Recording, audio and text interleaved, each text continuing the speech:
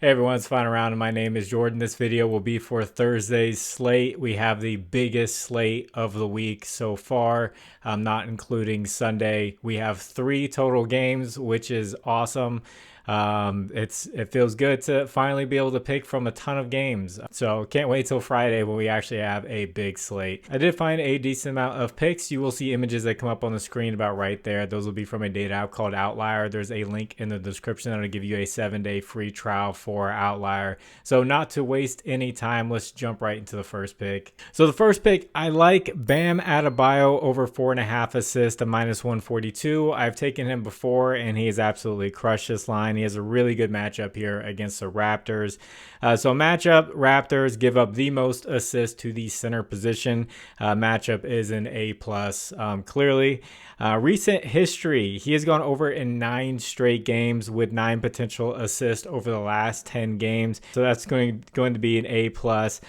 Something clicked about mid-season. You can see it on the screen, and he has just been distributing the ball a lot more. Eric Spoelstra has been getting him more involved in the offense to get guys open, and it seems to be working out for him.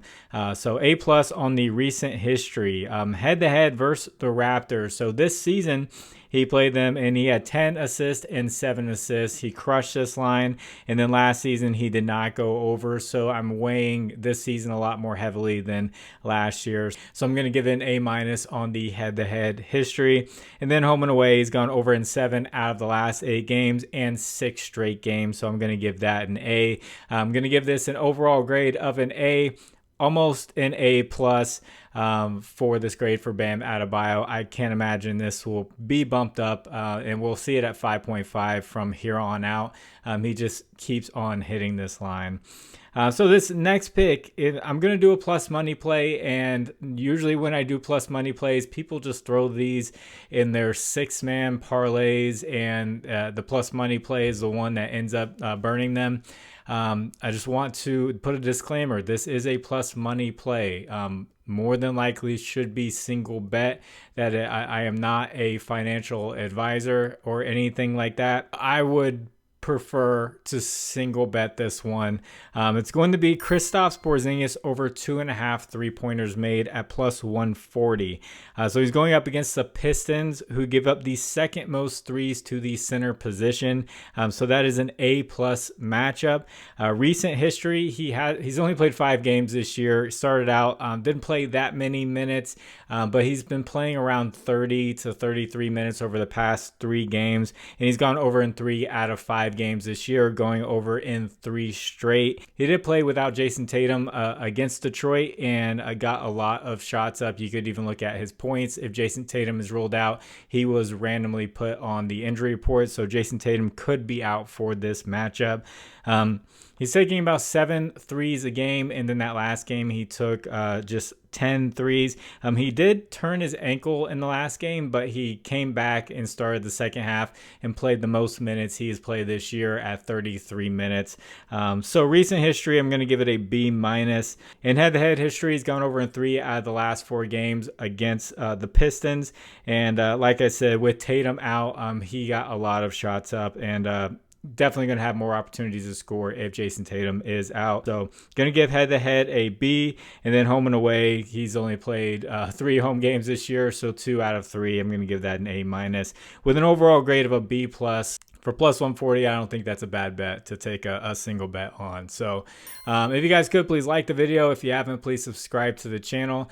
I know it's been a long, kind of short week with how many games we have had. I like the much bigger slates. I used to like just the smaller slates because it was easier to dissect a single game. But now with Outlier, just having everything there and learning to sort through and doing this for almost 2 years, we're getting close to, I think December 15th, like 2-year anniversary for making videos on YouTube. So almost 2 years total doing this. It's a lot easier to find picks whenever you have more games, clearly. But if you just leave a comment for the algorithm, it really helps get the video out there. This next pick, on the other side of things, Detroit Pistons. Everyone's going to be going with Cade Cunningham. I understand that.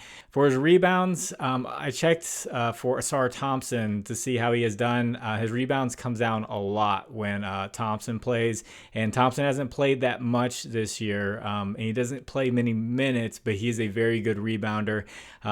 But assist-wise, the matchup is not good for Cade Cunningham, but he has absolutely crushed it. He looks like he may be matchup-proof. Just a guy where it doesn't matter who the matchup is. He's going to just rack up assists, and I think his assist plus rebounds play is still viable, or just his assist by itself, or his double-double for plus money. So I understand Cade Cunningham and all that, but the play that I like as well is going to be Tobias Harris over 11.5 points at -130. Matchup is the Celtics. They give up the 8th most points to the power forward position.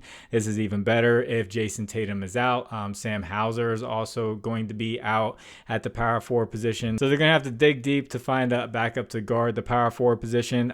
So I give the matchup a B.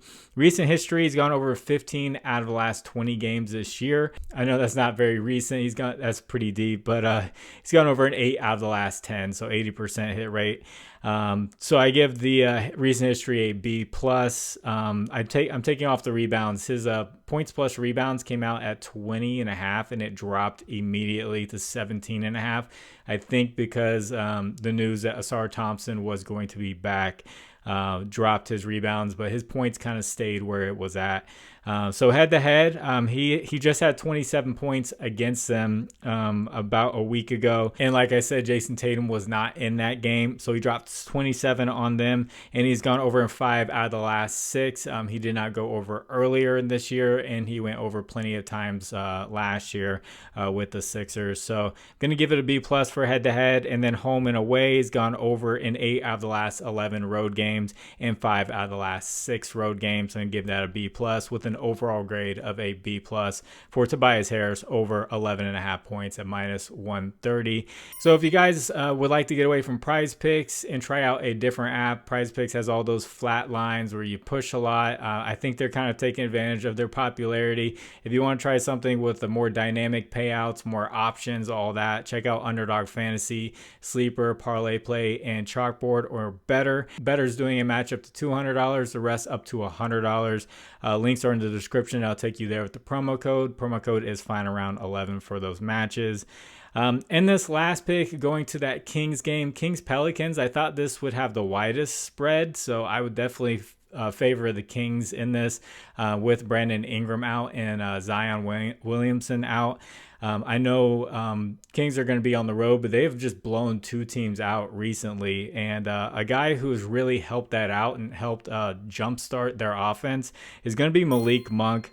Over 4.5 assists at -130. Pelicans give up the 3rd most assists to the shooting guard position. I give that an A plus. In recent history, we're going to look at the last 7 games here. He's actually started the last 5. He has been a 6-man for the Kings for the longest time. He finally came into the starting lineup. They've interviewed guys like Domantas Sabonis. He said it's about time they put him in the starting lineup. Even Kevin Huerter's done well off the bench, but putting Malik Monk in the starting lineup has just exploded their offense. And he's gone over in assists in 6 out of the last 7. That one miss was a 44-point blowout. And he didn't play as much as he normally would. So I'm going to scroll down here. You're going to see his potential assists just skyrocket over these past 7 games. So something has happened with his role. So we're going to just judge the role here. Guys' roles change throughout the year because teams, they just try things out. And it looks like it's working for Malik Monk, averaging 12 potential assists. So I'm going to give the recent history an A. Head-to-head history, he went over in all 4 games against them last year, just barely going over, and that was in that 6-man role. He did average 11 potential assists in all of those games, so pretty close to what he's doing now, and he went over in all of those. So head to head, I'm going to give that an A plus, and home and away, just judging the games from November 27th and on, he's gone over in 4 out of 4 road games. So I'm going to give that a B plus because I'd like to see more of that. So an overall grade of an A for Malik Monk, over 4.5 assists. So there's 4 different plays for you. There were other things I was looking at, like Domantas Sabonis points. His rebound matchup, he's got the best rebound matchup for centers. They just put his rebounds line way up there. I think it's at 12.5.